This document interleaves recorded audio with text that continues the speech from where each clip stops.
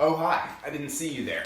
My name is Bliss Foster, and today we are doing a runway show analysis of a Rick Owens show entitled Babel. Spring Summer 2019. It's easy to compartmentalize Rick Owens' work. Most of the fashion world tends to put him in this little Prince of Darkness box. But like most things, if you take each piece of the art as is, you'll find there's a lot more to enjoy about it. As per always with these runway videos, if you have not actually watched the runway show videos for these collections yet, I strongly encourage that you go do that first. Because no matter what I say here, no matter how many pretty adjectives I try to bring up, there is no way for me to accurately show you what those collections are like unless you just literally go and look at them. Did you go look at them? Great, let's start.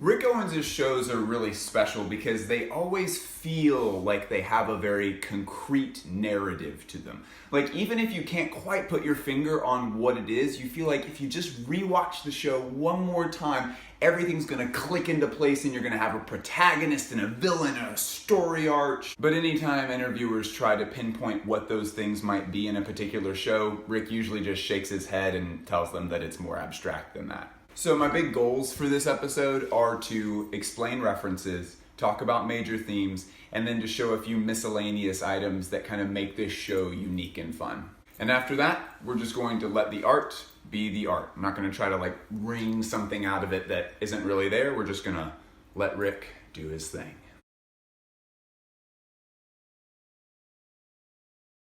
My personal preference when I'm doing an analysis of a runway show is to use the show notes that are given to each audience member as a guide for moving through the show.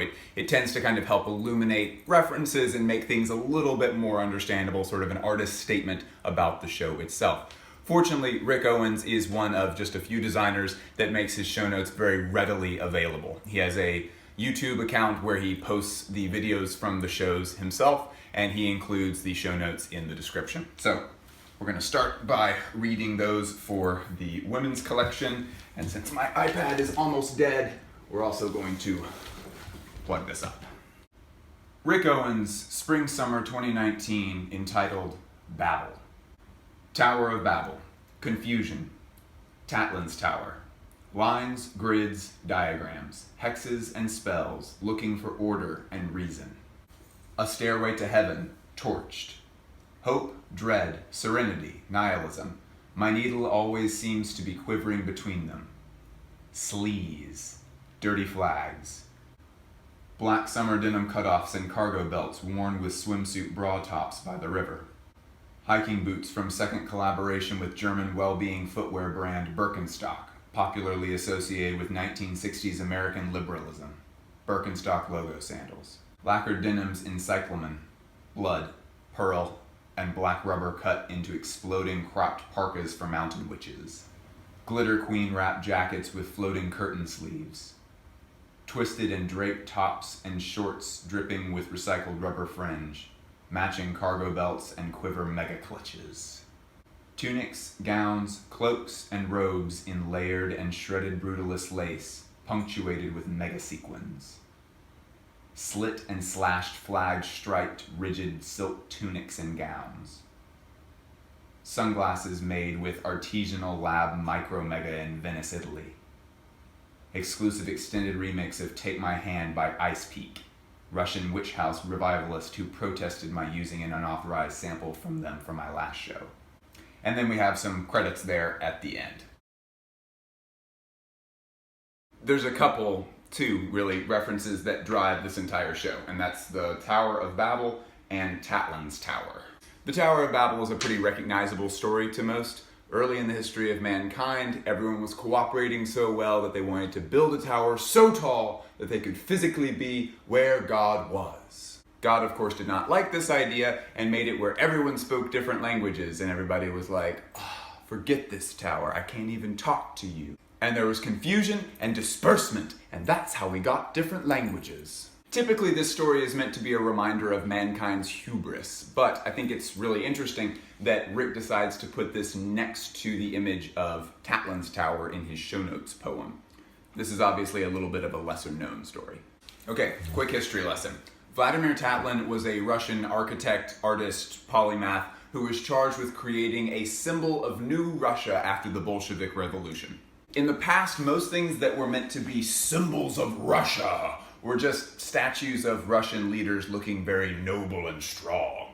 Vladimir thought that that kind of symbolism was a little bit ham-fisted and that Russia was moving into this new era of modernism, and so he wanted to kind of symbolize all of that in what he made. So he came up with this idea for a tower slash government administrative building that was going to be the symbol of new modernity. And honestly, this was 100 years ago, and even by 2019 standards, this thing is pretty damn modern looking.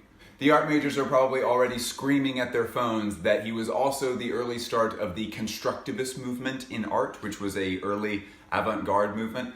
He kind of championed this idea that art should be something that is practical and that can be used by everyone and not just something that was conceptual. Vladimir Tatlin's crazy awesome tower never actually got built because the actual way that it was supposed to be executed based on his plans were just wildly impractical. But the fact that the plans never actually got executed sort of adds to the larger narrative that Rick is building in these show notes. You have a tower that exists only as this hopeful ideal of utopia. Then in the show notes, directly next to Tatlin's tower, you have the story of a tower that ended very badly. The whole project being abandoned in confusion. By placing these two stories next to each other, Rick is talking about a gauge that's part of the story of humanity, with the needle of the gauge always quivering between this utopic perfection and cooperation and the dread of projects never finished and towers that never end up getting built. And these two stories get wrapped together in this perfectly vague Rick Owens way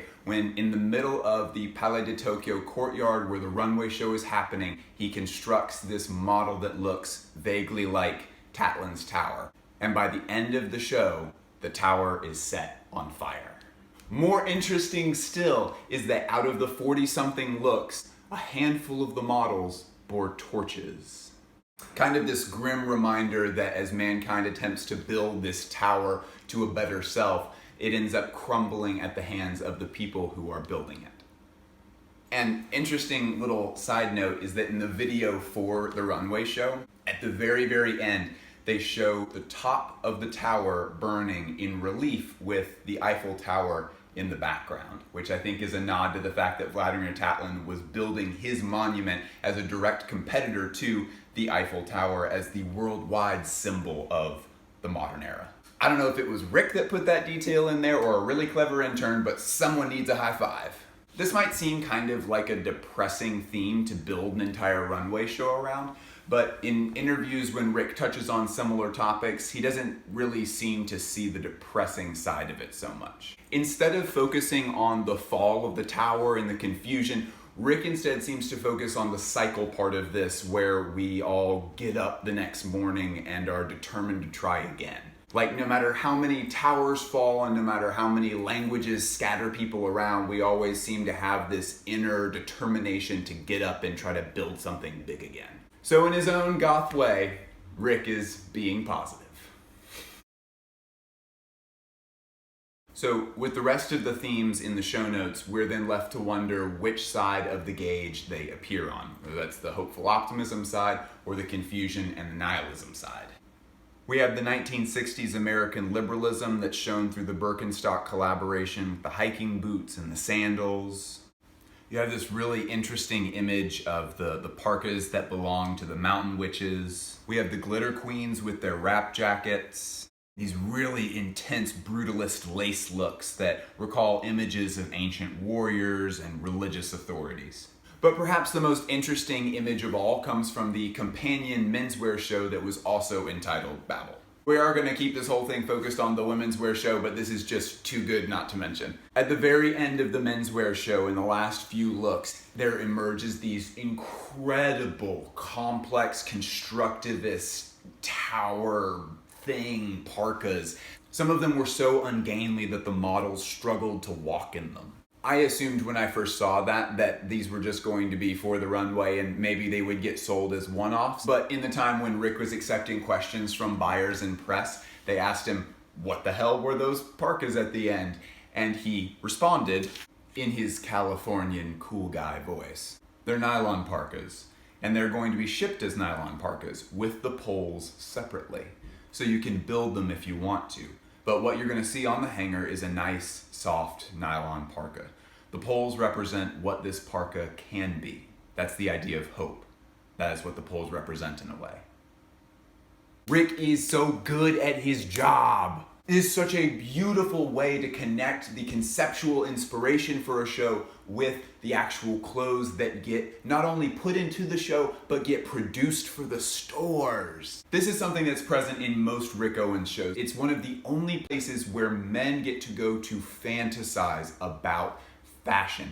90% of women's wear in fashion runway shows is this beautiful sweeping images of impossible and impractical but just gorgeously beautiful stuff. And 90% of menswear shows are just, yep, that's a guy's outfit. But Rick Owens runway shows are one of the few places where guys can just drool over what could be.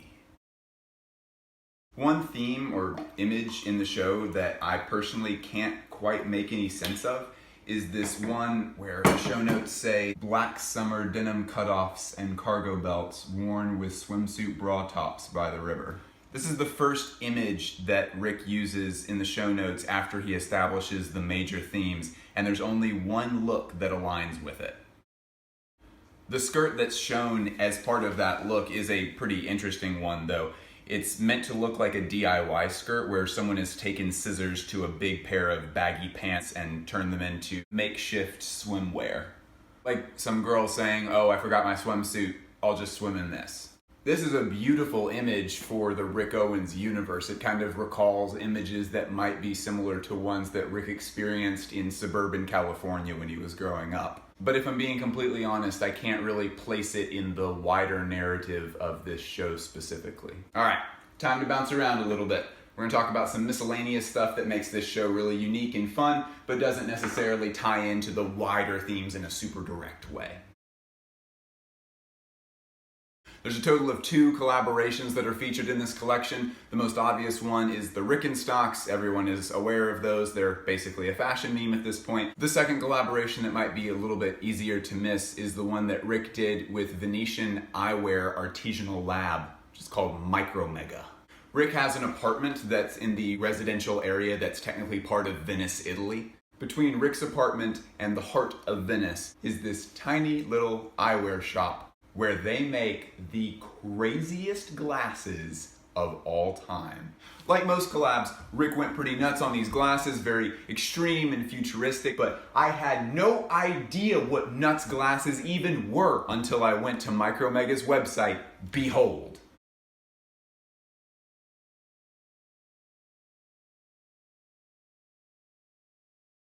Those glasses are bananas. So yeah, this might be the first collaboration in history where Rick stepped into the room and said, hey guys, why don't we calm down and try something understated? Another thing that was pretty easy to miss in the show is this new color that Rick refers to in the show notes as cyclamen. Technically, cyclamen is a plant, but here in the show it kind of appears as this color that's a very muddy clay red. My guess is that this color was added because of Peter Bruegel the Elder's famous painting, The Tower of Babel. Near the top of the painting, it shows the section of the tower that's still under construction.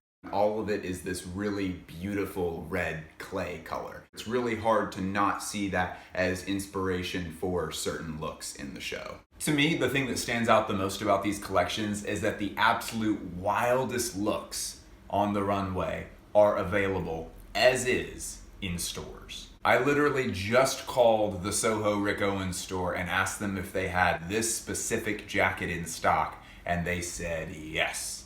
And then I asked them, hey, are those shoulder neck spikes things, is that actually part of the dress? Jacket? Dracket?